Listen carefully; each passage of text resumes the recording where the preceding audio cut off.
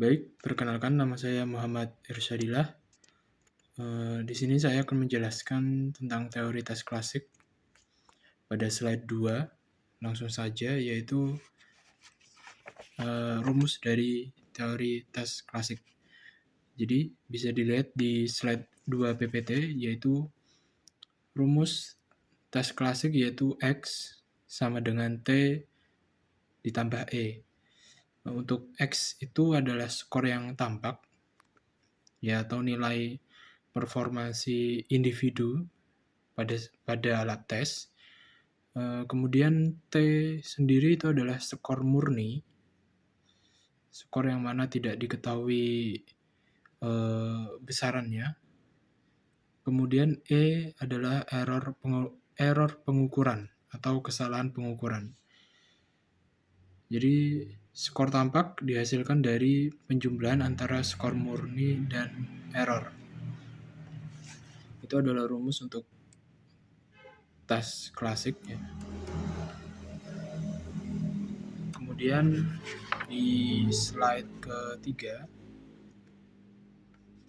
ada asumsi 1. Apa itu asumsi? Jadi asumsi itu sebuah anggapan yang belum dibuktikan kebenarannya dan perlu pembuktian untuk menyatakan bahwa hal itu benar. Ya. Di slide ketiga ini ada asumsi 1 yang mana asumsi ini menyatakan bahwa skor murni merupakan nilai harapan dari skor tampaknya. Kemudian T, ya, atau skor murni merupakan harga rata-rata distribusi teoretik skor tampak apabila orang yang sama dikenai tes yang sama berulang kali dengan asumsi pengulangan tes itu dilakukan tidak terbatas banyaknya. Setiap pengulangan tes adalah bergantung satu sama lain. E dalam kurung X sama dengan T. Lanjut di slide keempat, di situ ada tabel yang menunjukkan tentang trial atau jumlah uji coba, ya, yang dilakukan. Ada 6 kali, ya, di situ.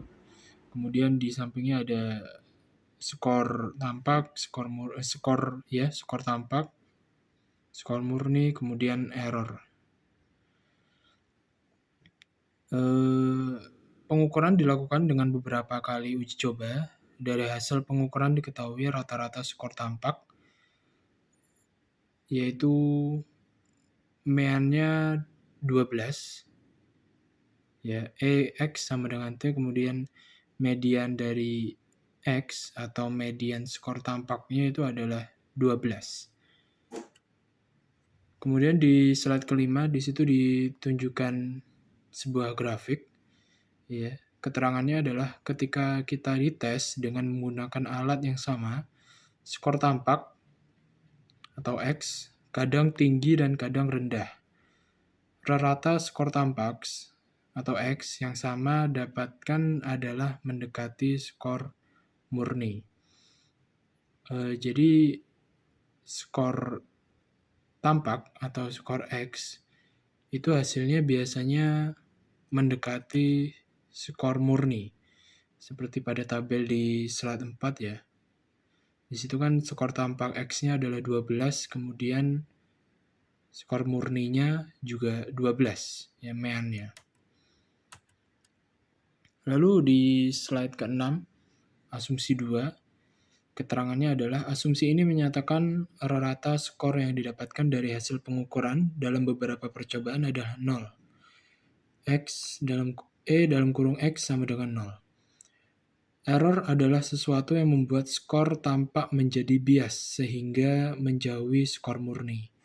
Ya, ini asumsi di nomor 2. Kemudian error pengukuran dapat membuat skor tampak melebihi skor murni atau lebih rendah dari skor murni.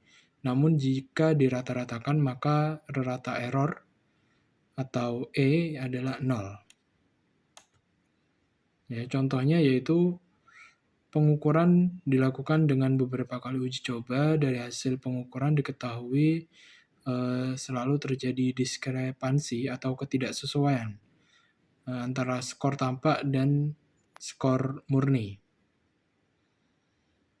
Hasil analisis menggunakan asumsi kedua bahwa diskrepansi ini terjadi akibat error yang rata-ratanya 0. Ya, jadi di sini asumsinya nilai errornya itu adalah 0 yang membuat skor tampak dan skor murni itu bias atau bisa lebih tinggi ya atau bisa lebih rendah. Di slide ke-8 juga di situ ada sebuah grafik ya, grafik lonceng, yang mana di sisi kiri itu ada error yang mengurangi skor murni, kemudian yang di kanan error yang menambah skor murni. Ya, jadi mean-nya 0 dan sebaran errornya ini menunjukkan bahwasannya mempengaruhi skor murni, baik itu mengurangi atau menambahnya sama rata ya, atau seimbang. Terbukti dengan adanya grafik lonceng itu. Lalu di asumsi ketiga, ya keterangannya ada asumsi ini menyatakan bahwa bagi populasi subjek yang dikenai pengukuran, distribusi error pengukuran dan distribusi skor murni tidak berkorelasi. Hal ini berarti bahwa tidak ada hubungan antara error dan skor murni. Pada prinsipnya, bahwa error pengukuran dapat menimpa individu secara acak, yakni tidak memandang individu memiliki kemampuan tinggi atau rendah, semua memiliki error, baik besar atau kecil maupun positif atau negatif. Jadi di sebuah populasi subjek yang dilakukan pengukuran, sebuah nilai error itu tidak memandang individu. Ya, jadi bisa terjadi ke semua subjek yang dilakukan pengukuran. Sekian dari saya. Untuk slide selanjutnya akan dijelaskan oleh teman sekelompok saya. Baik, di sini saya akan menjelaskan contoh dari asumsi yang ketiga, yaitu dilakukan pengukuran terhadap beberapa individu pada 3 butir yang berbeda. Pada pengukuran pertama, korelasi sama dengan 0. Dengan demikian, orang yang memiliki kemampuan tinggi dan rendah bisa memiliki error yang sama karena tidak ada hubungan antara error dan kemampuan individu.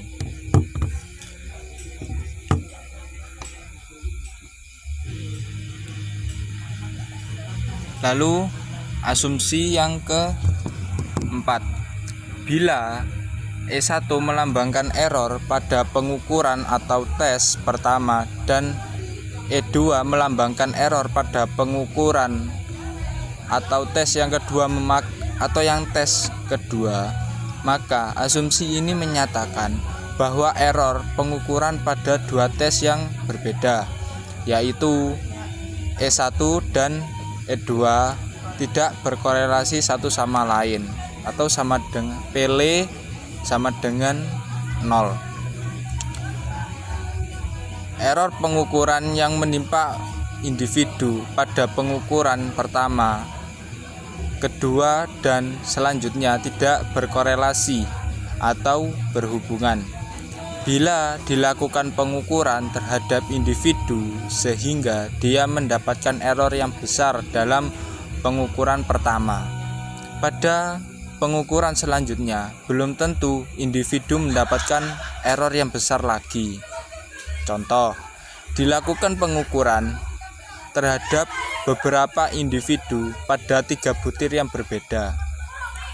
Error yang diperoleh pada pengukuran pertama adalah error yang diperoleh pada pengukuran kedua dan tidak dimiliki korelasi atau Pele 2 sama dengan 0.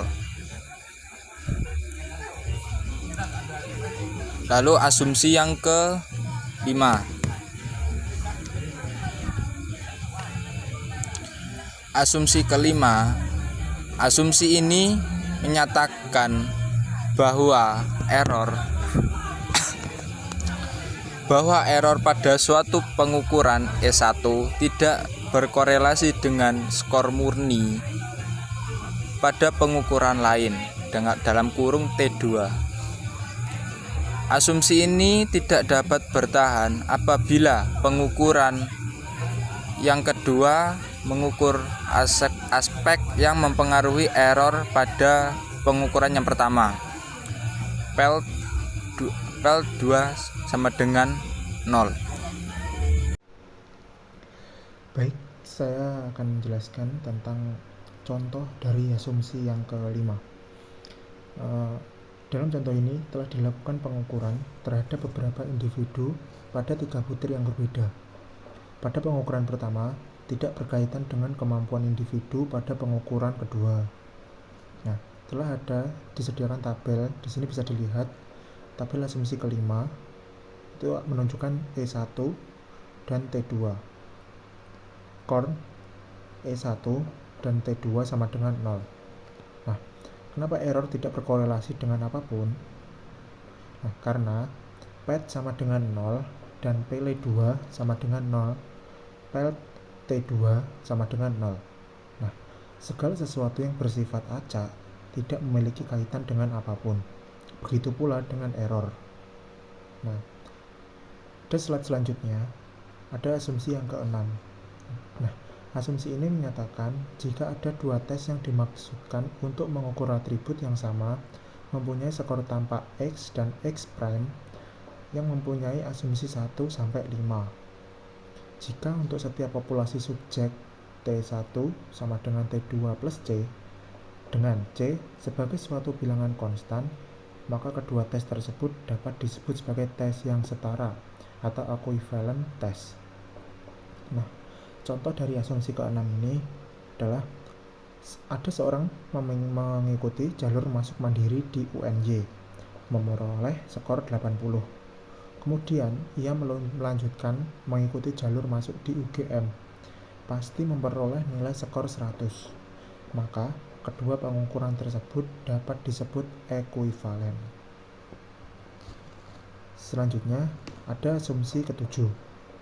Asumsi ini menjelaskan bahwa ada hubungan antara skor tampak, skor murni, dan error pengukuran. Skor tampak atau dilambangkan dengan X merupakan jumlah skor murni, juga dilambangkan dengan T, dan error. Besar skor tampak dan tergantung oleh besarnya error pengukuran. Besarnya skor murni individu pada setiap pengukuran yang sama diasumsikan selalu tetap. Dirumuskan X sama dengan T plus E.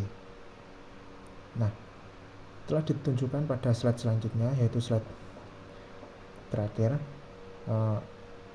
Ada contoh asumsi 7, yaitu skor murni galih dalam tes IQ sama dengan 110. Maka pengukuran pertama diperoleh X sama dengan 112, sehingga E sama dengan plus 2. Dan pengukuran kedua diperoleh X sama dengan 108, sehingga E sama dengan minus 2. Nah, mungkin cukup itu penjelasan dari kelompok kami. Jika ada kurang lebihnya mohon maaf. Wassalamualaikum warahmatullahi wabarakatuh.